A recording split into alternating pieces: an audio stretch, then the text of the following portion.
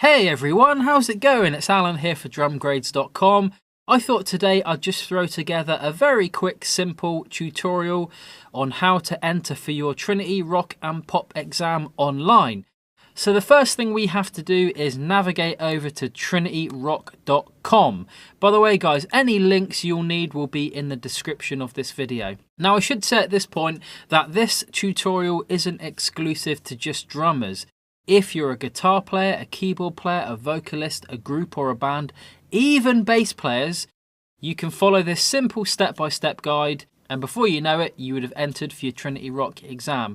Now at any point, if you guys get confused or if you have any questions, please write in the comment section below or get in touch with me at alan@drumgrades.com. If I don't know the answer to your question, I will do my best to find out from somebody that does, or alternatively, as we're on the homepage, you can go over to the Contact Us tab here and click on that, and then there's a simple online submission form. You can fill that in and I'm sure somebody from Trinity will get back with an answer to your question in no time at all. So we're on the Trinity Rock homepage. What we have to do first is head over to the Enter tab and we click on that. That will take us through to this window. Now, if you are outside of the UK, you need to follow a slightly different procedure. If you click over here, that will take you through to another submission form where you can fill in your details, and then a representative from Trinity will get back and answer any questions for you guys. But this tutorial is mainly for UK applicants. So what we're going to do is we're going to select our country, we're going to select United Kingdom, and then next up is venue. Now there are many different venues all over the country, Scotland, Northern Ireland and Wales, and all through England. There's a huge list of them. Check it out, and I'm sure there's going to be one you'll spot that's close to you. Once again, if you have any questions on that, just get in touch with Trinity and they'll advise what is your closest venue. Maybe if you've got a private tutor, you could speak to them because I'm sure they'll know where the exams are held. So for me here in good old lovely Dorset, our local exam centre is in Bournemouth and it's held at an unbelievable studio shop teaching facility called Absolute Music, which is just out of this world. There's a link to their website below. It's incredible. I'm not endorsed by them, by the way, but it's just amazing. They're so supportive of musicians here in Dorset, so I love those guys. So we've selected our venue, which is Bournemouth. Next up, exam dates. Now here, guys, basically the exams are held 3 times a year. We normally have one around March time, then we normally have one June or July time, and then last but not least around November, December time. So as it's January the 13th, 2017 today, our next exam date is going to be March. And as we see when we click on the drop down menu, we've got the March date listed, which is between the 25th and the 27th. And then if we wanted to plan further ahead, there's also the June date. But we're going to go for the March date.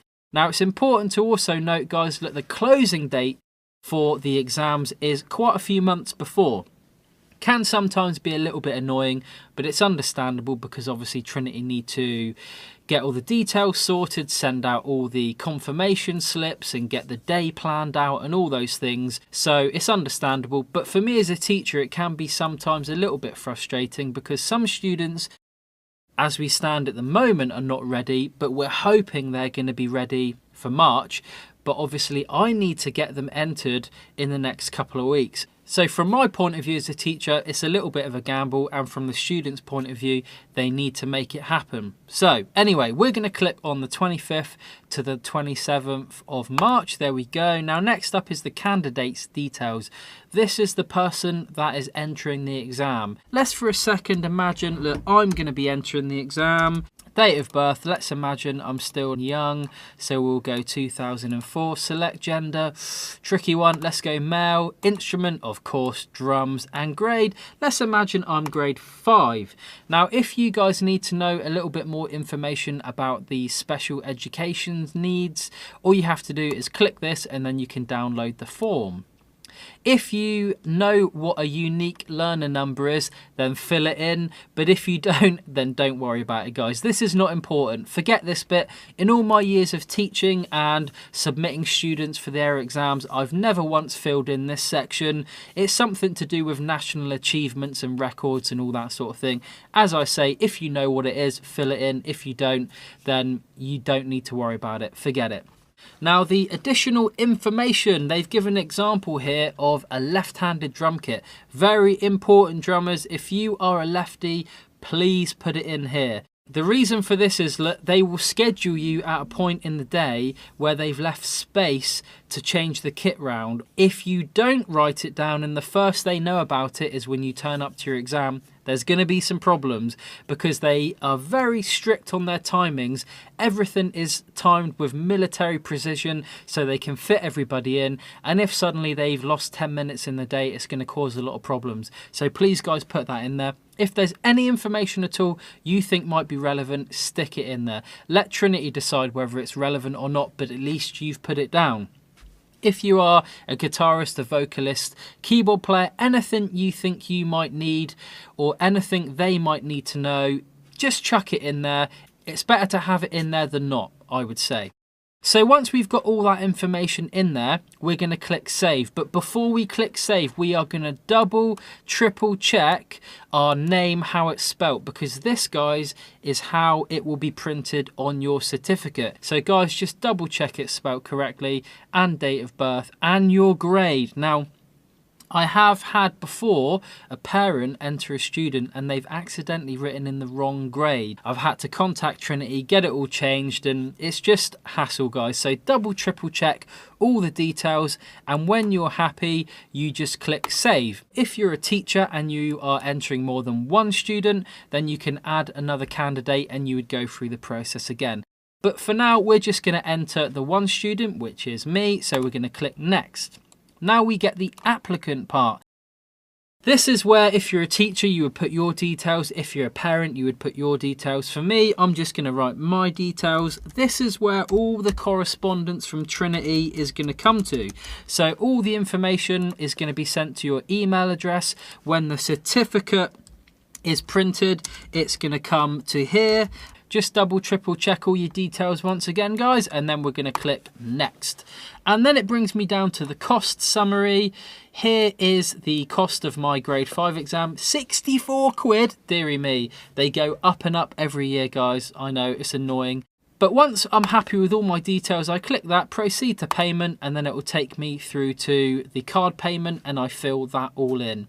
Job done, guys. That's it. Now, once you've sent in your payment details, hopefully you'll receive a confirmation email from Trinity. Just double check your junk folder if you haven't seen it. If you still don't receive anything in a few days, get in touch with Trinity Direct. Now, you should also keep an eye out when it gets a little bit closer to the exam for your appointment details.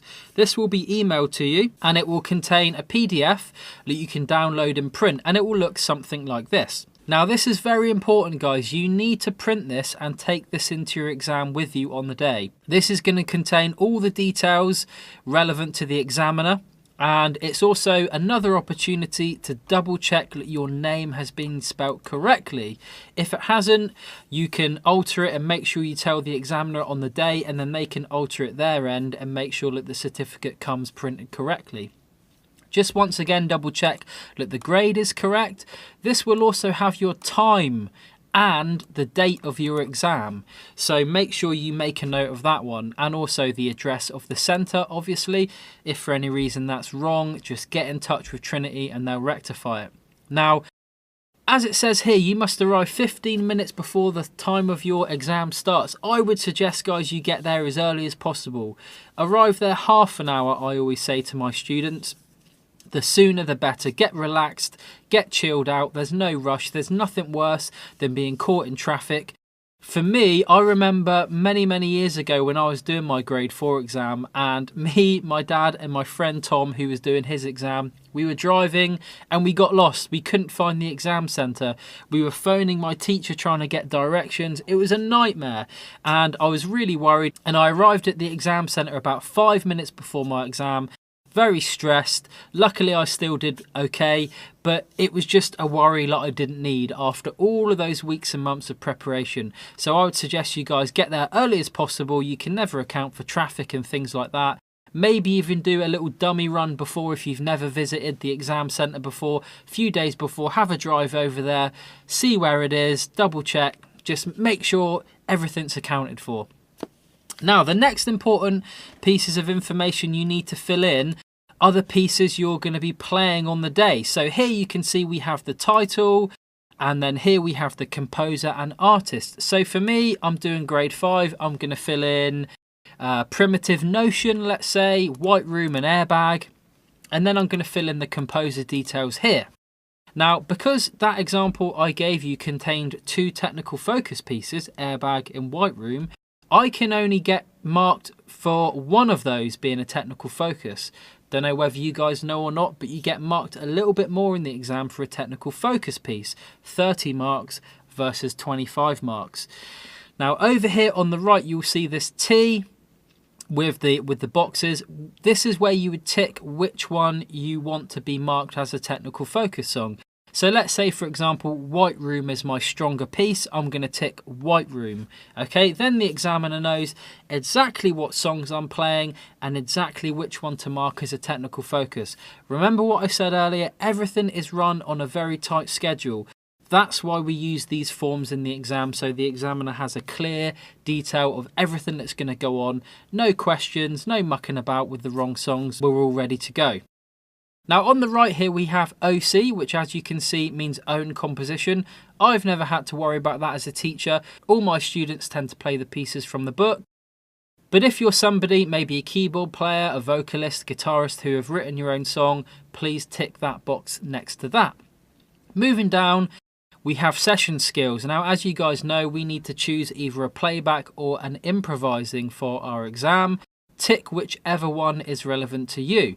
Then finally, for drum candidates only, which is us, yes, we can choose to have our backing track with click or without click. Most of my students have it with click. Guys, I would always advise using the click, because on the day, if for any reason the monitoring isn't particularly good, i.e. the speakers aren't very loud, the click will punch through and you'll have something to lock onto. So I would always say click where possible, so we tick that.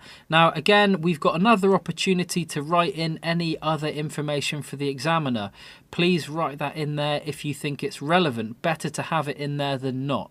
Alright guys, that's everything. A few things to remember. Make sure your details are inputted correctly. Make sure when your appointment details come, this slip, you fill that in correctly with all your pieces. Do not forget it on the day, guys. Take it with you. You need to hand that to the examiner as soon as you go in the room. So make sure you have that with you. And that's everything. Any information you need at all, just get in touch with me at alan@drumgrades.com or Trinity Rock and Pop Direct. And good luck, guys. Take care. See you soon.